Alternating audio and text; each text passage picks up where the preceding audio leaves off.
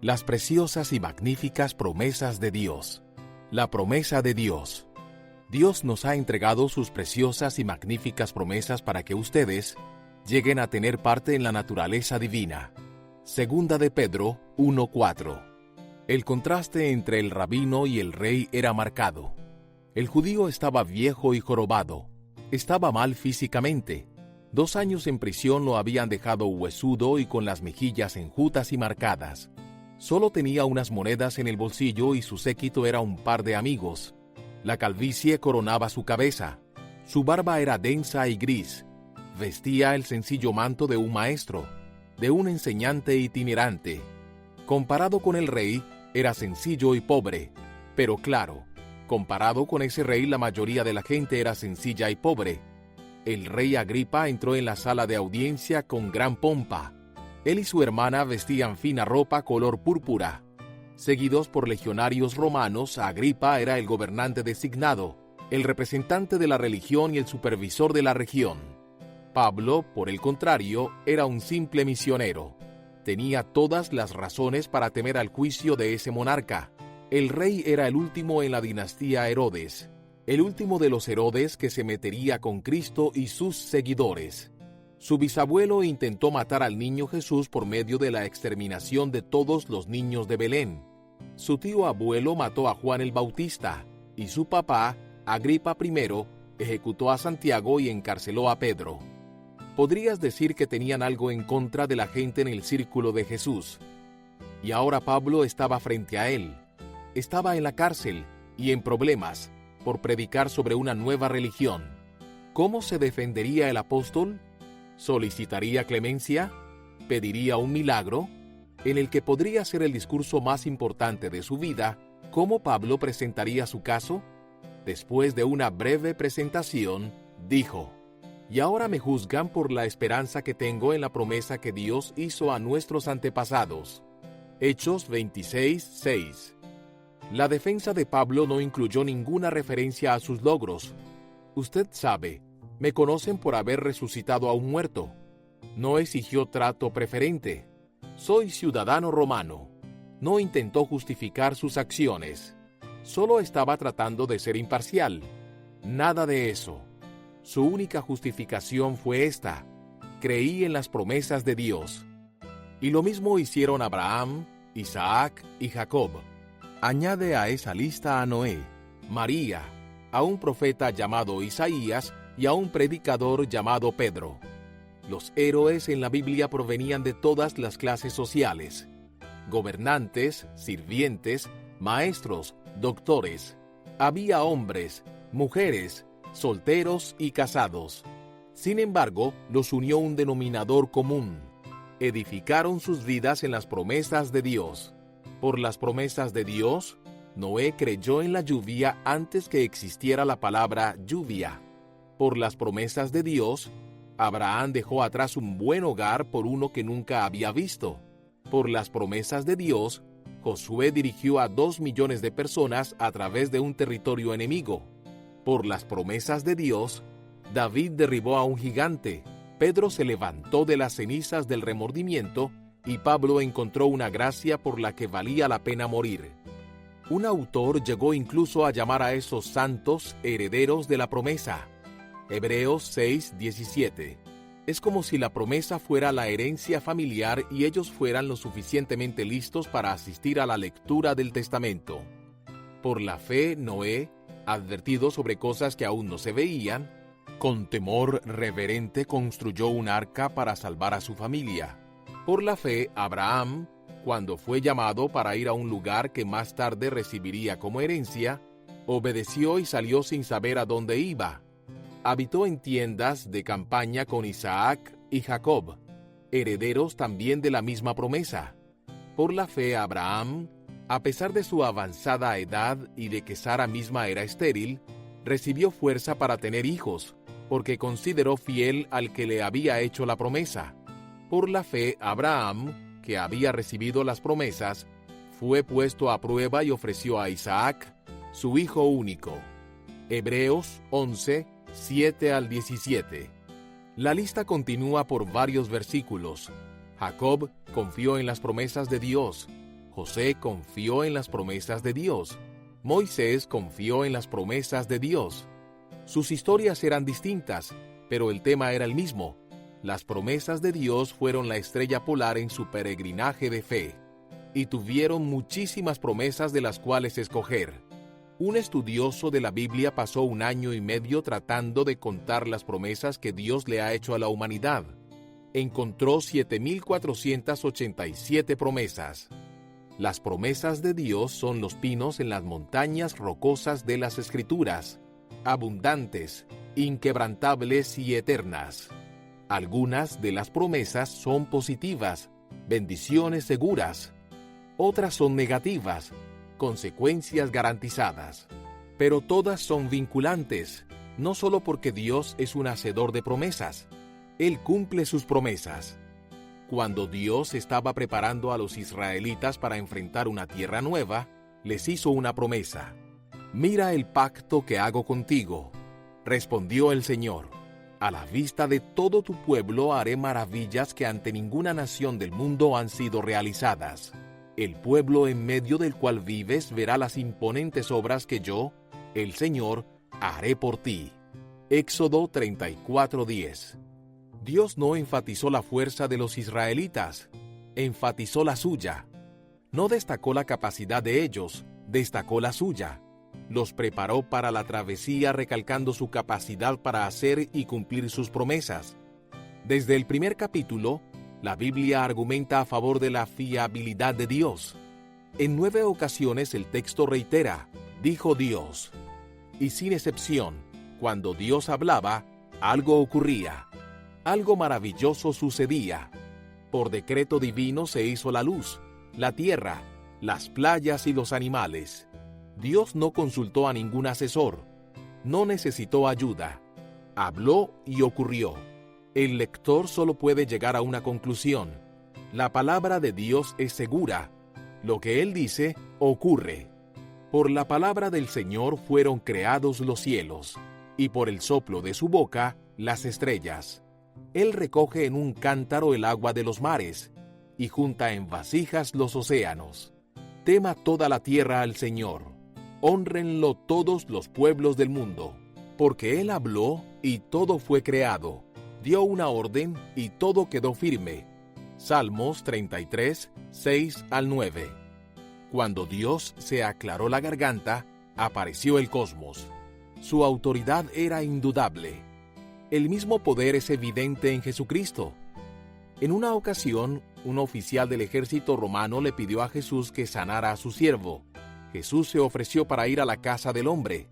El oficial se negó, diciéndole, «Señor, no merezco que entres bajo mi techo, pero basta con que digas una sola palabra, y mi siervo quedará sano, porque yo mismo soy un hombre sujeto a órdenes superiores, y además tengo soldados bajo mi autoridad. Le digo a uno, ve, y va, y al otro, ven, y viene. Le digo a mi siervo, haz esto, y lo hace». Al oír esto, Jesús se asombró y dijo a quienes lo seguían, «Les aseguro que no he encontrado en Israel a nadie que tenga tanta fe». Luego Jesús le dijo al centurión, «Ve, todo se hará tal como creíste». Y en esa misma hora aquel siervo quedó sano. Mateo 8, 8-10 y 13. ¿Por qué Jesús aplaudió la fe del centurión? Porque el hombre creyó en el poder de Jesús para cumplir su palabra. De hecho, esta historia nos presenta el modo en que Jesús define la fe. La fe es la creencia profundamente arraigada de que Dios cumplirá sus promesas. El soldado romano entendió esa sencilla verdad. Dios no quebrantará sus promesas. En efecto, no puede hacerlo. Sus pactos son contractualmente inviolables. No están escritos en arena, sino tallados en granito. Lo que dice ocurrirá. Tiene que ocurrir. Sus promesas son irrevocables debido a lo que Dios es. Es inmutable. Él ve el final desde el principio. Lo inesperado nunca lo toma por sorpresa. No hace correcciones a mitad de camino. No sufre los efectos de los estados de ánimo ni del tiempo. Él nunca cambia ni varía como una sombra en movimiento. Santiago 1:17. Es fiel. Se puede confiar en que Dios cumplirá su promesa. Hebreos 10:23. Él es poderoso. No promete de más ni cumple de menos. Dios es poderoso para cumplir todo lo que promete. Romanos 4:21. Él no puede mentir. Es imposible que Dios mienta. Hebreos 6:18. Una roca no puede nadar. Un hipopótamo no puede volar. Una mariposa no puede comerse un plato de espaguetis. No puedes acostarte a dormir sobre una nube y Dios no puede mentir. Él nunca exagera, manipula, miente ni adula. Este versículo no dice que es improbable o inverosímil que Dios mienta. No, es una afirmación contundente. Es imposible. La Biblia no puede ser más directa. Dios no miente. Tito 1:2. El engaño sencillamente no es una alternativa. Este tema de Dios como cumplidor de promesas despierta un recuerdo de mi infancia. Cuando tenía unos 12 años, acompañé a mi papá a comprar unos neumáticos nuevos para el auto familiar. Papá creció en un pueblo pequeño y en tiempos más sencillos. No lo adornaban trajes elegantes ni riquezas. Era un confiable mecánico de los campos petrolíferos que amaba a su familia, pagaba sus cuentas y cumplía su palabra. Lo insultaba el que dudaras de su integridad, y sin duda, se sintió ofendido ese día en la tienda. Tras seleccionar los neumáticos, esperamos que las instalaran. Cuando llegó el momento de pagar, fuimos hasta el mostrador y me paré al lado de mi papá mientras él escribía el cheque. El dependiente miró el cheque y le pidió que presentara alguna identificación.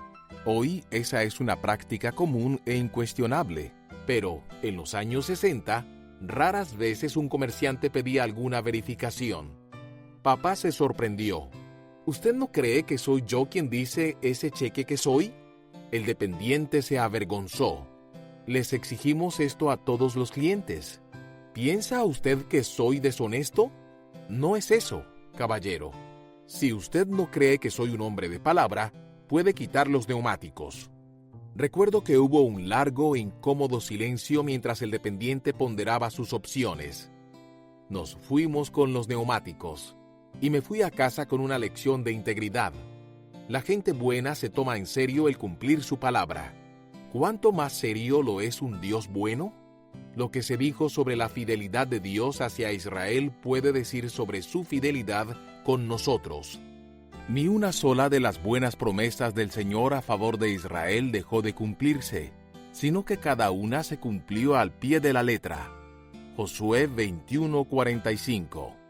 La pregunta no es si Dios cumplirá sus promesas, sino, ¿edificaremos nuestras vidas sobre ellas? Tengo muchas peculiaridades y una de ellas es que mi dedo pulgar izquierdo tiembla. Lo ha hecho por casi una década. Es como si mi pulgar se la pasara goteando cafeína. Si tomo un vaso de refresco con mi mano izquierda, lo derramo. Pero como no soy zurdo, el temblor no me molesta.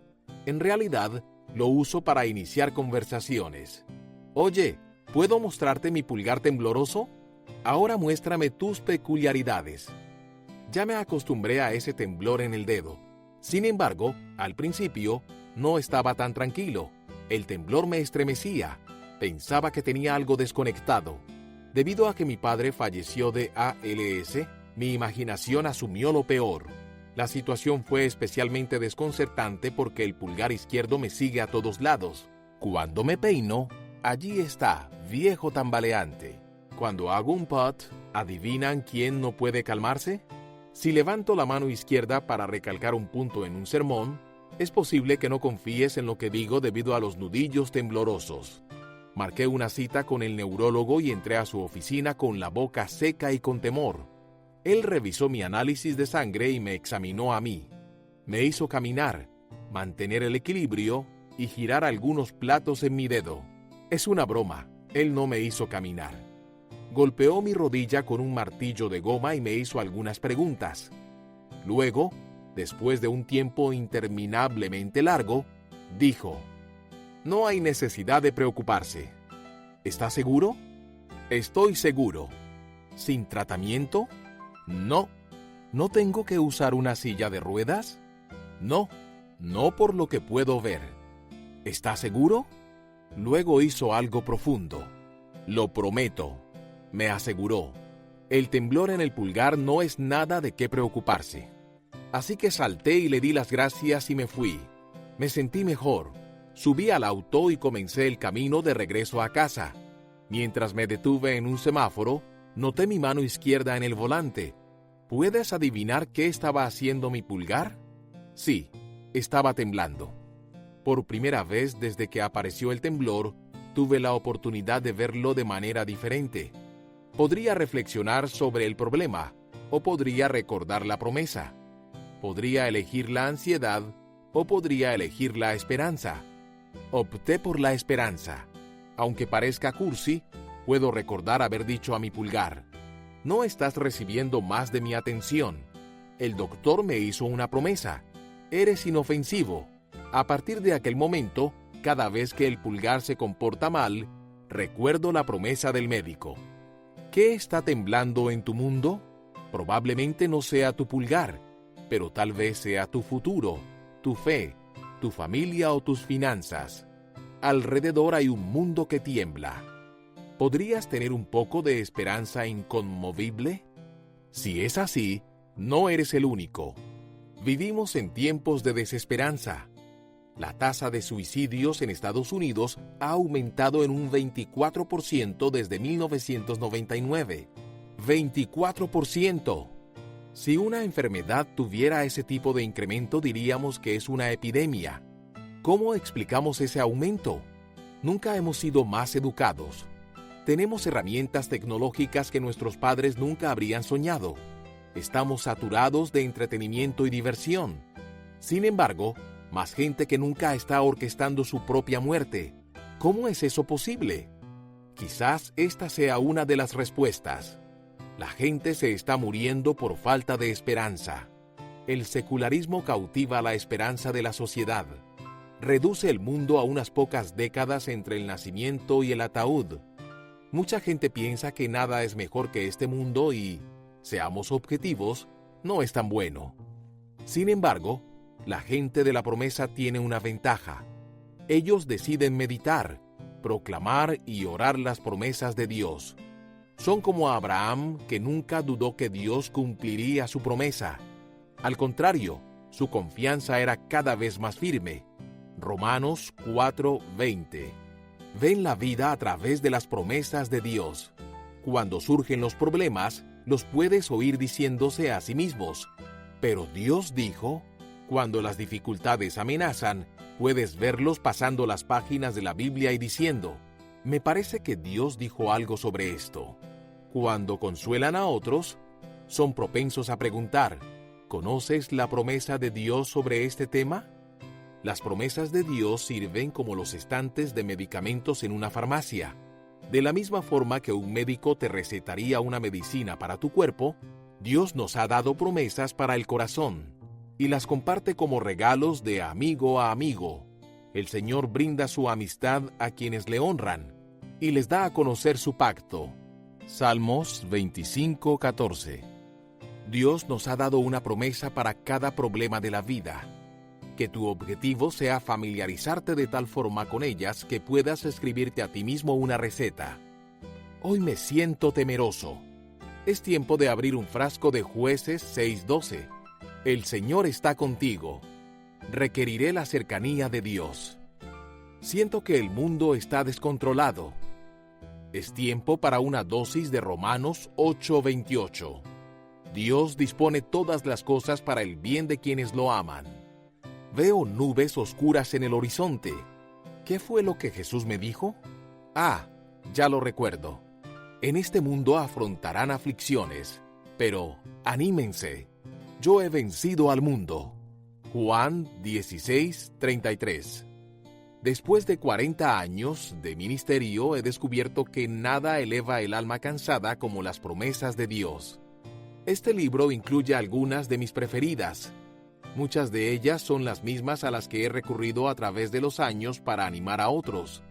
Y para animarme a mí también. Las necesitamos desesperadamente. No necesitamos más opiniones ni corazonadas. Necesitamos las declaraciones definitivas de nuestro poderoso y amoroso Dios. Él gobierna el mundo de acuerdo con esas maravillosas y preciosas promesas. Las circunstancias de la vida o las promesas de Dios, ¿en cuáles de ellas te estás apoyando? Jesús contó una historia sobre dos constructores de casas. Tenían materiales y planes similares, además de aspiraciones idénticas. Cada uno quería construir una casa, pero uno prefirió el terreno de arena, barato y fácil de conseguir. El otro optó por el cimiento de piedra, que era más costoso, pero más duradero. Por tanto, todo el que me oye estas palabras y las pone en práctica es como un hombre prudente que construyó su casa sobre la roca. Cayeron las lluvias, crecieron los ríos, y soplaron los vientos y azotaron aquella casa. Con todo, la casa no se derrumbó porque estaba cimentada sobre la roca. Pero todo el que me oye estas palabras y no las pone en práctica es como un hombre insensato que construyó su casa sobre la arena. Cayeron las lluvias, crecieron los ríos, soplaron los vientos y azotaron aquella casa. Esta se derrumbó, y grande fue su ruina. Mateo 7, 24 al 27. ¿Qué separa al prudente del insensato? Los dos hombres escuchan las palabras de Dios, pero solo el prudente edifica su casa sobre ellas. ¿Cómo está aguantando tu cimiento? Me pregunto si la versión moderna de la parábola leería algo como lo que sigue. Dos personas se dispusieron a construir sus casas. El primero fue a la tienda de materiales de construcción RDM, remordimiento, dolor y miedo. Allí ordenó madera podrida por la culpa, clavos enmohecidos por el dolor y cemento aguado por la ansiedad. Como había construido su casa con los materiales de RDM, cada día era consumido por el remordimiento, el dolor y el miedo. La segunda persona escogió un proveedor distinto. Compró sus materiales en Esperanza, Inc. En vez de escoger remordimiento, dolor y miedo, encontró abundantes promesas de gracia, protección y seguridad. Tomó la decisión consciente y deliberada de construir una vida con los materiales del almacén de la esperanza. ¿Cuál de los dos constructores fue más sabio? ¿Cuál de los dos fue más feliz? ¿Cuál de los dos se parece más a ti? Por cierto, al expresar estas palabras me estoy apoyando en una promesa. La lluvia y la nieve descienden de los cielos y quedan en el suelo para regar la tierra. Hacen crecer el grano y producen semillas para el agricultor y pan para el hambriento. Lo mismo sucede con mi palabra. La envío y siempre produce fruto. Logrará todo lo que yo quiero y prosperará en todos los lugares donde yo la envíe. Isaías 55, 10, 11. Fíjate en la certeza de la promesa de Dios. La palabra de Dios siempre produce fruto, logrará todo lo que yo quiero y prosperará en todos los lugares donde yo la envíe. Visualiza las palabras de Dios cayendo como lluvia del cielo sobre ti. Imagina estas promesas como suaves lluvias de primavera. Recíbelas. Permite que te cubran, que te empapen. Confío en que las palabras de Dios prosperarán en tu vida. ¿Me acompañas a creer esta promesa? Según Pedro, las promesas de Dios no son solo excelentes, son magníficas. No son solo valiosas, son preciosas. Segunda de Pedro 1, 4.